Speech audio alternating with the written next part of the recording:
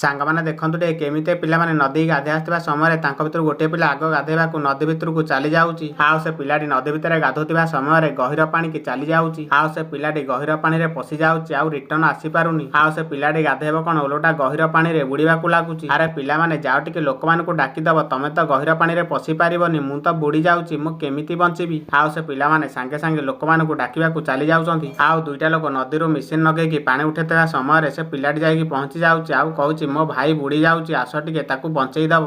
ଆଉ ସେ ଲୋକମାନେ ଡେରି ନ କରିକି ସାଙ୍ଗେ ସାଙ୍ଗେ ସେ ପିଲାଟିକୁ ବଞ୍ଚେଇବାକୁ ଧାଇଁ ଯାଉଛନ୍ତି। ଆଉ ତାଙ୍କ ଭିତରୁ ଗୋଟିଏ ଲୋକ କହୁଛି ଆରେ ପାଣିର ତ ଗଭୀର ଅଧିକା, ଗୋଟେ କାମ କର, ଯା ଗୋଟେ ରସିଟେ ଆଣେ ଜଲ୍ଦି। ଆଉ ସେ ଲୋକଟି ରସି ଆଣୁ ଆଣୁ ଯାଇକିରି ପିଲା କତିରେ ପହଞ୍ଚି ଯାଉଛି, କିନ୍ତୁ ଆଉ ପିଲାଟିକୁ ଧରିକି ଗଭୀର ପାଣିରୁ ଆସିପାରୁନି। ଆଉ ଏ ଲୋକମାନେ ଡେରି ନ କରିକି ସାଙ୍ଗେ ସାଙ୍ଗେ ସେ ଲୋକଟି ପାଖକୁ ରସି ଫୋପାଡ଼ି ଦଉଛନ୍ତି। ଆଉ ସେ ଲୋକଟି ସେ ରସି ସାହାଯ୍ୟରେ ସେ ପିଲାଟିର ଜୀବନକୁ ବଞ୍ଚେଇ ଦଉଛି ଆଉ ନଦୀ ଭିତରୁ ବାହାରକୁ ଆଣୁଛି ଭାରି। ସାଙ୍ଗମାନେ ଲୋକଟି ପାଇଁ ଗୋଟେ ଛୁଆର ଜୀବନ ବଞ୍ଚିଗଲା, ସେଥିପାଇଁ ଲୋକଟି ପାଇଁ ଗୋଟିଏ ଲାଇକ୍ କରିଦିଅନ୍ତୁ।